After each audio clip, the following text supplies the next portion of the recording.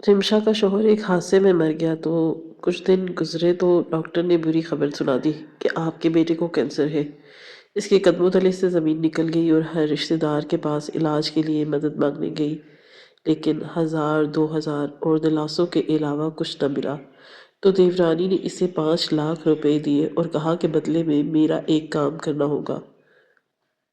رات کو اس کے کمرے میں مرد بھیج دیا تو رمشا نے پیسے دیورانی کے منہ پہ مارے اور سجدے میں گر گئی، اور جب صبح اٹھی تو اس کی آنکھیں پھٹی رہ گئی۔ بوا، میرا اکلوتا سہارا اس دنیا سے چلا گیا۔ اشر میرے ساتھ ایسا کیسے کر سکتا تھا؟ ہم نے تو ایک ساتھ زندگی گزارنے کے وعدے کیے تھے۔ اس نے وعدہ کیا تھا کہ ہر مشکل میں میرا ساتھ دے گا، مجھے کبھی بھی تنہا نہیں چھوڑے گا، اور اب خود ہی زمانے کی ٹھوکریں کھانے کے لیے مجھے تنہا چھوڑ دیا۔ میرا تو چھوڑے، میرے بچے کے بارے میں بھی نہیں سوچا۔ وہ اس طرح ظالم دنیا میں کیسے مجھے چھوڑ کے جا سکتا ہے، اور اس دنیا کا مقابلہ میں کیسے کروں گی؟ بوا، میرا کیا ہوگا؟ رمشا پھوٹ پھوٹ کر روتے ہوئے بوا کے گلے لگی ہوئی تھی۔ اس کا دکھ بہت بڑا تھا، وقت کے ساتھ ہی صبر آ سکتا تھا۔ کوئی لفظ اس کے غم کو کم کرنے کے لیے کافی نہیں تھا۔ میرا بچہ اگر میرے بس میں ہوتا تو میں ساری دنیا سے لڑ کر تمہارے شوہر کو واپس لے آتی، مگر یہاں میں بھی بے بس ہوں۔ قدرت کے فیصلوں کے آگے کسی کا اختیار نہیں ہوتا۔ انسان پوری دنیا سے تو لڑ سکتا ہے، مگر دنیا بنانے والے سے کیسے لڑ سکتا ہے؟ اس کی رضا میں راضی ہونا ہی پڑتا ہے، اسی میں اس کی مخلوق کی بھلائی ہے۔ بوا نے بڑی نرمی اور شفقت سے رمشا کو سمجھانے کی کوشش کی، لیکن رمشا کے ذہن میں اس وقت صرف اشر کی موت چل رہی تھی۔ صدمہ اتنا بڑا تھا کہ کوئی بات اثر ہی نہیں کر رہی تھی، اور بار بار اپنے سر بوا کے سینے سے لگا کر سسک سسک کر رو رہی تھی، جیسے اس کی سانسیں بھی ٹوٹ رہی ہو۔ بوا، میں کیسے جی پاؤں گی؟ اس نے مجھے ہر دھوپ چھاؤں میں محفوظ رکھا، میں نے اس کے بغیر نہیں جینے کا تصور بھی نہیں کیا۔ میں تو ایک قدم بھی نہیں چل سکتی۔ رمشا نے ایک بار پھر رو کر دل کو درد نکالا۔ بوا نے اس کے آنسو صاف کیے اور اسے پانی دیا۔ وہ جانتی تھی کہ اس کی مجال نہیں جو رمشا کے دل کا بوجھ کم کر سکے۔ جس ذات نے یہ غم دیا وہی اسے ہلکا بھی کرے گی۔ بوا یقین رکھتی تھی کہ وقت کے ساتھ رمشا سنبھل جائے گی، مگر ابھی تو اس کے دل پر نئی چوٹ تھی، خون بہتا زخم تھا، غم تازہ تھا، وہ ابھی کیسے برداشت کر سکتی تھی؟ کل ہی کی تو بات ہے کہ جب رمشا کے شوہر اشر کی جاب پروموشن ملی تھی، وہ کتنی خوش سے گھر میں داخل ہوا تھا اور رمشا کو پلکوں پر خوشی دے رہی تھی۔ اس نے کہا تھا کہ سب کا منہ میٹھا کرانا ہے۔ وہ کتنے پیار سے یوسف کے سر پر ہاتھ پھیر کر بولا تھا، بابا ابھی آتے ہیں بیٹا، آپ دونوں کے لیے مٹھائی لانی ہے۔ پھر بڑے پیار سے مسکرا کر گھر سے نکلا تھا۔ رمشا دروازے کے پاس کھڑی اس کی پشت کو دیکھتی رہ گئی۔ اسے ذرا بھی اندازہ نہیں تھا کہ اس کی یہ آخری جھلک ہوگی، مگر قسمت کو کچھ اور ہی منظور تھا۔ خوشیوں کو جیسے کسی کی بری نظر لگ گئی ہو۔ مٹھائی کی دکان سے واپس آتے ہوئے اشر کا ایک بہت بڑا ایکسیڈنٹ ہوا۔ گاڑی کی ٹکر اتنی زوردار تھی کہ دیکھنے والوں کو بھی دل دہل گیا تھا، خون بہت زیادہ بہہ گیا تھا۔ لوگوں نے اسے فوراً اسپتال پہنچایا، مگر چوٹیں اتنی شدید تھی کہ وہ موقع پر ہی دم توڑ چکا تھا۔ جب رمشا کو خبر ملی تو جیسے اس کے پیروں تلے سے زمین نکل گئی۔ اسے یقین ہی نہیں آیا۔ وہ چیخ چیخ کر پوچھتی رہی، میرا اشر کہاں ہے؟ وہ تو ابھی گیا تھا، وہ مجھے چھوڑ کر کیسے جا سکتا ہے؟ اس کے سوالوں کے جواب کس کے پاس نہیں تھے۔ رازا گھر آیا تو رمشا کا کلیجہ پھٹ گیا۔ اس نے اشر کے چہرے کو چھو کر کہا کہ اشر دیکھو، اٹھو، میں آئی ہوں، مجھے چھوڑ کر نہ جانا، میں تمہارے بغیر کیسے جیوں گی؟ اس کے الفاظ نے پورے گھر کو سکون توڑ دیا تھا۔ بچے بھی ڈر کر سہم گئے۔ فضا میں صرف ماتم کی آوازیں گونج رہی تھی۔ اس کا 4 سالہ بیٹا یوسف خاموشی سے ماں کی گود میں سر رکھے بیٹھا تھا۔ اسے تو ابھی سمجھ ہی نہیں تھی کہ اس کا باپ اب بھی کبھی واپس نہیں آئے گا۔ وہ روتی ماں کو دیکھ کر خود بھی رونے لگتا۔ اشر کو دفنا دیا گیا، مگر رمشا کی آنکھوں کے سمندر خشک نہ ہوئے۔ بوا اسے کمرے میں لے آئی تھی اور رومال سے اس کے آنسو صاف کرتی جاتی اور دلاسا دیتی جاتی، مگر رمشا کے اندر جیسے طوفان تھم ہی نہیں پایا، اور بار بار اشر کی تصویروں کو دیکھتی، اس کی آواز یاد کرتی، اس کی مسکراہٹ یاد کرتی، پھر زور سے رونے لگتی۔ بوا اسے تھام لیتی، کبھی یوسف کو گود میں لے لیتی تاکہ رمشا کچھ لمحے سکون سے بیٹھ سکے، مگر سکون جیسے اس کے گھر سے غائب ہو گیا ہو۔ رات بھر رمشا جاگتی رہی، کبھی بالوں کو پکڑ کر روتی، کبھی خدا سے سوال کرتی، کبھی اشر کے نام پکارتے پکارتے تھک جاتی۔ بوا نے اس کی پیشانی پر ہاتھ رکھتے ہوئے اس کو سہلانے کی کوشش کی، مگر نیند کہاں آنی تھی۔ اس کا دل تو جیسے سینے سے نکل الگ ہو چکا تھا۔ ہر لمحے اسے یہی لگتا کہ اشر باہر سے دروازہ کھول کر اندر آ جائے گا، مگر دروازہ ویسے ہی بند رہا، خاموش، جیسے اس کی زندگی کا دروازہ بند ہو چکا تھا۔ صبح کی روشنی جیسے گھر میں اداسی لے کر آئی، اشر کے بغیر سب کچھ بدلا بدلا نکلا۔ رمشا نے یوسف کو گود میں لیا، اس کا ننھا سا چہرہ آنسوں سے بھیگا ہوا تھا۔ وہ ماں کے سینے سے لپٹ گیا، ماں نے اسے چوم کر اپنے دل سے لگایا۔ وہ جانتی تھی کہ اب اسے اپنے بچے کے لیے جینا ہے، مگر یہ سوچ بھی اسے حوصلہ نہیں دے پا رہی تھی۔ بوا نے اس کے سر پر ہاتھ پھیرا، بیٹا یہ وقت ہے، گزر جائے گا، اللہ کبھی صبر کے بدلے خالی ہاتھ نہیں چھوڑتا، تمہیں اور یوسف کو زندگی کے لیے آگے بڑھنا ہوگا۔ رمشا خاموشی سے سر جھکا کر رونے لگی۔ اس کے اندر ابھی طوفان تھما نہیں تھا، مگر کہیں نہ کہیں اسے یقین تھا کہ بوا ٹھیک کہہ رہی تھی۔ وقت ہی اس کا مرہم بنے گا۔ آہستہ آہستہ وقت گزرتا گیا اور رمشا اس کے غم کے طوفان سے نکلنے لگی۔ اسے اپنے گھر سے نکل کر پھر سے زندگی کی طرف لوٹنا پڑا۔ اسے اپنے بچے کے لیے جینا تھا۔ یوسف بار بار ماں کو روتا دیکھ کر پریشان ہو رہا تھا۔ اس کے چھوٹے چھوٹے سوال رمشا کے دل کو کاٹتے تھے۔ ماں آپ کیوں رو رہی ہیں؟ بابا کب آئیں گے؟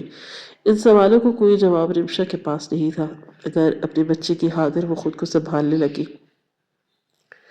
اب یوسف ہی اس کی پوری دنیا تھا، اس کے لیے جینا مرنا تھا۔ اگر وہ پریشان رہتا تو رمشا کے لیے جینے کا مقصد ہی ختم ہو جاتا۔ ایک دن اس نے اپنے آنسو پوچھے اور سلائی مشین نکال کر سامنے رکھ دی۔ یہی اس کا سہارا تھا۔ اس نے گہرا سانس لیا اور خود سے کہا کہ اسے یوسف کے لیے مضبوط ہونا ہوگا۔ اس نے کپڑے سلائی کرنے کا کام شروع کر دیا۔ محلے کی عورتیں اسے جانتی تھی، سب اس کے غم سے واقف تھی، اس لیے ہر کوئی اسے اپنے کپڑے سلائی کروانے لگی۔ وہ بھی اپنی طرف سے اسے اچھے پیسے دیتی تاکہ اس کے گھر کا چولہا جل سکے۔ جیسے تیسے کر کے گزر بسر ہو رہا تھا۔ رمشا نے یوسف کو ایک اچھے اسکول میں داخل کروا دیا۔ وہ نہیں چاہتی تھی کہ اس کے بیٹے کو کبھی یہ احساس ہو کہ وہ یتیم ہے یا بے سہارا۔ اسکول والوں کی روز نئی نئی ضرورتیں سامنے آتی، کبھی کتابیں، کبھی فن فیئر کا خرچہ، کبھی یونیفارم، کبھی فیس۔ ہر بار رمشا کا دل ڈوب جاتا۔ پھر وہ مزید محنت کرتی، رات کے 2 بجے تک سلائی کرتی، ہاتھوں پر سوجن ہو جاتی، مگر وہ رکتی نہیں۔ وہ نہیں چاہتی تھی کہ یوسف زندگی کی دوڑ میں کسی سے پیچھے رہ جائے۔ وہ اپنے بیٹے کے مستقبل کے لیے خود کو قربان کر رہی تھی۔ وہ سوچتی رہی کہ ایک دن یوسف بڑا ہو جائے گا، پڑھ لکھ کر کسی کے قابل بن جائے گا، پھر اس کی زندگی آسان ہو جائے گی، وہ بڑھاپے میں سکون سے رہے گی، اس کے بیٹے کی شادی ہو جائے گی، گھر میں بہو آئے گی، ہر طرح خوشی ہی خوشی ہوگی۔ رمشا نے جاگتی آنکھوں سے یہ سب خواب بن لیے تھے۔ اسے لگتا تھا کہ مشکل کی گھڑیاں گزر گئی ہیں، اب صرف محنت اور آگے بڑھنے کا سفر باقی ہے۔ لیکن اسے اندازہ نہیں تھا کہ زندگی نے ابھی اس کے لیے مزید امتحانات رکھے ہوئے ہیں۔ اسے معلوم نہیں تھا کہ آنے والے دن اس کے لیے سارے خواب اندھیروں میں دھکیل دیں گے۔ یوسف کو اسکول جاتے 1.5 ماہ ہو چکا تھا۔ وہ خوش بھی رہتی تھی، کبھی کبھی اسکول کی باتیں بھی بناتا تھا، کبھی اپنی کاپی میں بنے ستارے دکھاتا۔ رمشا کا دل خوشی سے بھر جاتا، مگر ایک دن صبح کے وقت جیسے ہی رمشا کپڑوں کی سلائی میں مصروف تھی، اس کے ہمسائے کا فون آیا۔ ٹیچر نے بتایا کہ یوسف کی طبیعت اچانک بہت خراب ہو گئی ہے، وہ بے ہوش سا ہو گیا ہے، رمشا فوراً اسکول آ جائے۔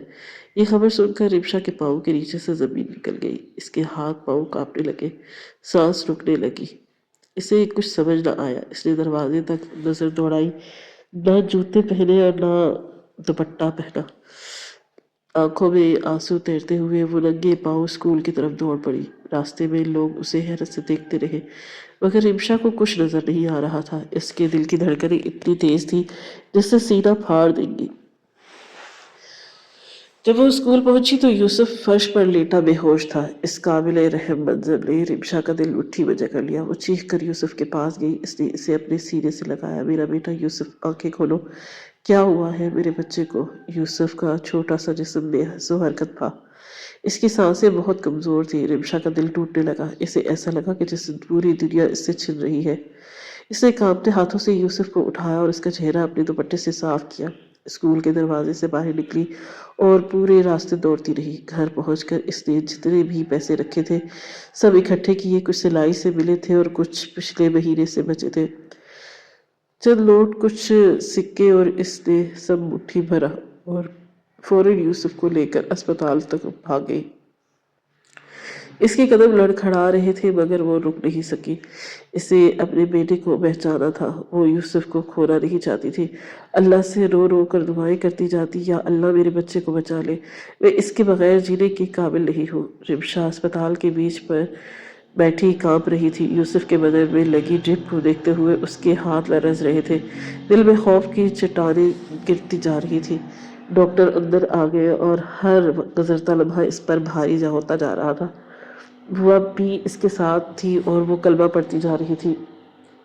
کبھی رمشا کے سر پر ہاتھ رکھتی تھی اور کبھی رمشا کا خوف ختم ہونے کا نام نہیں لے رہا تھا۔ دروازہ کھلا تو ڈاکٹر سنجیدہ چہرہ لیے باہر آئے۔ آپ یوسف کی ماں ہیں؟ رمشا ہچکیوں میں سر ہلا چکی تھی، صرف نم آنکھوں سے اس کی طرف اشارہ کر سکی۔ ڈاکٹر نے گہری سانس لی اور کہا کہ بیٹا کافی دیر تک بے ہوش رہا ہے، ہم نے ٹیسٹ کیے ہیں اور کچھ رپورٹس فوراً آ گئی ہے۔ رمشا کا دل ڈوبنے لگا، آنکھیں پھیل گئی۔ ڈاکٹر، میرے بیٹے کو کیا ہے؟ وہ ٹھیک تو ہو جائے گا نا؟ ڈاکٹر نے نظریں جھکا کر نرم آواز میں کہا کہ آپ کے بیٹے کو کینسر ہے۔ ایک پل میں دنیا اس کے سامنے اندھیر ہو گئی۔ رمشا کی ٹانگیں لرز گئی، بوا نے اسے سنبھالا مگر رمشا کے اندر کچھ ٹوٹ گیا۔ اس نے تھر تھراتی آواز میں کہا کہ ایسا کیسے ہو سکتا ہے؟ وہ تو ٹھیک تھا، وہ تو کھیلتا تھا، ہنستا تھا۔ ڈاکٹر نے افسوس سے سر ہلایا۔ ہم غلط نہیں کہہ سکتے، مزید ٹیسٹ ہوں گے مگر علامات واضح ہیں، علاج فوراً شروع کرنا ہوگا ورنہ وقت نکل جائے گا۔ رمشا نے کانپتے ہوئے پوچھا کہ کتنے پیسے لگیں گے؟ ڈاکٹر نے فائنل بند کرتے ہوئے بھاری آواز میں کہا کہ علاج لمبا ہے، کم از کم 10 سے 15 لاکھ، شاید اس سے بھی زیادہ۔ رمشا کا دل جیسے بند ہو گیا۔ 10-15 لاکھ اس کے لیے جیسے خواب جیسے تھے۔ اس کی آنکھوں سے آنسو ٹپکنے لگے۔ ڈاکٹر نے کندھا تھپکا اور کہا کہ مشکل ضرور ہے مگر امید نہ چھوڑے، شاید کوئی مدد کر دے، مگر مدد کہاں سے آتی، کون کرتا؟ اس دن سے رمشا ہر دروازے پر گئی، ہر رشتہ دار کے پاس پہنچی، ماموں، چچا، پھپھو، سسرال والے سب کے پاس گئی، مگر ہر جگہ ایک ہی جواب ملا، ہم کوشش کریں گے، 2-3 ہزار رکھ لو، دعا ہے اللہ شفا دے۔ 2-3 ہزار سے کیا ہوتا؟ وہ دن 10-15 لاکھ کہاں سے لاتی؟ ہر لفظ اس کے زخم کا گہرا کرتا۔ وہ یوسف کا چہرہ دیکھتی تو دل بیٹھنے لگتا، وہ بے ہوش پڑا ہوا معصوم جسم اس کی روح تک دہلا دیتا۔ گھر آ کر وہ یوسف کے پاس بیٹھی اور اس کے سر کو تھام کر رو پڑی، بیٹا میں تمہیں کچھ نہیں ہونے دوں گی، مگر اس کی اپنی امید بکھر گئی۔ شام کے وقت دروازہ کھلا، اس کی دیورانی اندر آئی۔ وہ عورت جو ہمیشہ طعنے دیتی تھی آج سنجیدہ تھی۔ اس نے کہا کہ سنا ہے یوسف کی حالت بہت خراب ہے؟ رمشا نے آنکھیں جھکا لی، علاج کے لیے بہت پیسے چاہیے۔ رمشا کی آواز رون گئی، بہت زیادہ ہے، میں ہر جگہ سے آئی ہوں مگر کوئی مدد نہیں ملی۔ دیورانی نے پرس کھولا اور ایک بڑا لفافہ اس کے سامنے رکھا، اس میں 5 لاکھ روپے ہے، لے لو، اپنے بیٹے کا علاج کروا لو۔ رمشا کے ہاتھ کانپ گئے، اس کے لیے زندہ رہنے کا سہارا تھا۔ اس نے بے یقینی سے پوچھا کہ میں یہ کیسے لے سکتی ہوں؟ دیورانی نے سخت لہجے میں کہا کہ ایک شرط ہے، اگر مانگتی ہو تو پیسے تمہارے۔ رمشا کا دل دھڑکنے لگا، کیسی شرط؟ دیورانی کے ہونٹوں پر معنی خیز مسکراہٹ پھیل گئی، شرط بعد میں بتاؤں گی، ابھی پیسے رکھ لو۔ رمشا کے ذہن میں یوسف کی ڈوبتی سانسیں گونج رہی تھی۔ اس نے لرزتے ہاتھوں سے لفافہ اٹھا لیا، میں لے رہی ہوں، بس میرا بچہ بچ جائے۔ دیورانی اسے گھورتی ہوئی باہر چلی گئی۔ رات کے تقریباً 12 بجے دروازے پر ہلکی دستک ہوئی۔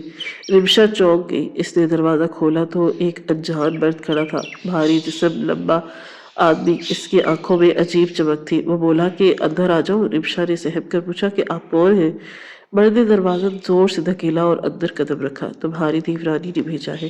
رمشا کے قدم جیسے پتھر ہو گئے، کیوں بھیجا ہے؟ مرد ہنس پڑا، 5 لاکھ یوں ہی نہیں ملے تھے۔ رمشا کو چکر آنے لگے، اس نے پیچھے ہٹتے ہوئے کہا کہ میں نے ایسا کوئی وعدہ نہیں کیا۔ مرد آگے بڑھا اور سخت لہجے میں بولا کہ بہانے چھوڑو، تمہاری دیورانی نے کہا ہے کہ آج کی رات یہی کام کرنا ہے۔ رمشا کی چیخ نکل گئی، نہیں، دور رہو، میں گناہ نہیں کروں گی، میں حرام نہیں کروں گی۔ وہ کمرے کے کونے میں سمٹ گئی۔ اس کی آنکھوں سے آنسو بہہ رہے تھے۔ میرے بیٹے کے علاج کے لیے میں نے پیسے لیے تھے، اس کی گندگی کے لیے نہیں۔ مرد بولا تو پیسے واپس کر دو۔ رمشا نے لفافہ اٹھایا اور غصے میں مرد کے منہ پر دے مارا۔ نوٹ زمین پر بکھر گئے۔ لے جاؤ، لے جاؤ یہ گندے پیسے، میں اپنا ایمان نہیں بیچوں گی، میں اللہ کو کیا جواب دوں گی۔ وہ سجدے میں گر گئی اور زور زور سے رونے لگی۔ یا اللہ، میں مجبور تھی، مجھے معاف کر دے، میں نے گناہ نہیں کیا۔ مرد کچھ لمحے اسے دیکھتا رہا، پھر ہنستا ہوا باہر چلا گیا۔ وہ جاتے ہوئے بولا کہ اب دیکھ لینا، تمہیں کوئی نہیں بچائے گا۔ دروازہ زور سے بند ہوا۔